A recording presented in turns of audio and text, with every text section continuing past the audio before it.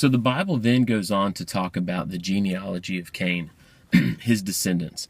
And it's just interesting because it's almost like, what's the point, right? What's the point of telling us all these people's names? And you know, I guess there's one part of it that it seems like Cain got a head start from everybody else, right? Like Cain and Abel were the first sons. We don't know when the daughters were born of Adam and Eve, or how many, or if any other sons were born, and it just tells us about Cain and Abel and Seth, which was mentioned in the last verse in the chapter of, the last couple verses in the chapter 4.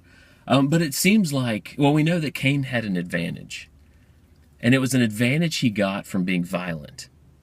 And so the point that I get from this is that when people get an advantage, because he had a clear advantage over Seth of being able to reproduce and develop cities and, you know, have offspring before Seth, but God puts an end to that with the flood.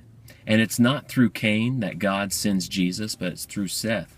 And so I think from this we can learn that any advantage that we get by being prideful and selfish and hateful and inconsiderate of other people, and through murder or through whatever kind of evil, any advantage that we get, any head start that we get, is put to an abrupt stop by God.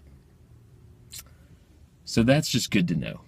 So if you think you could get an advantage by being evil, that's not a real advantage. You might get a head start, you might be ahead for a little bit, but it's going to come to an abrupt stop.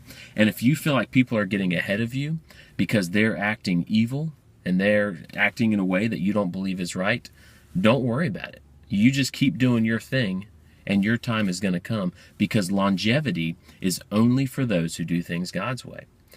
Many people can get it, you know, they can, what appears to be successful, but any success done outside of God comes to an end. And any success inside God's will never end. How great is that? I mean, maybe some temporary stuff will, but you get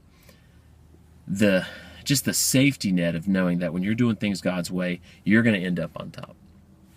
So just remember that. So again, you know, I know we said in another video, are you like Cain or are you like Abel, where Cain was more concerned about now and Abel was more concerned about later. So again, are you like Cain or are you like Seth? Seth is much younger. He got his start was much further behind Cain's, but eventually he was the one whose descendants lived through the flood and eventually brought us the Messiah, and his descendants will rule forever through Jesus.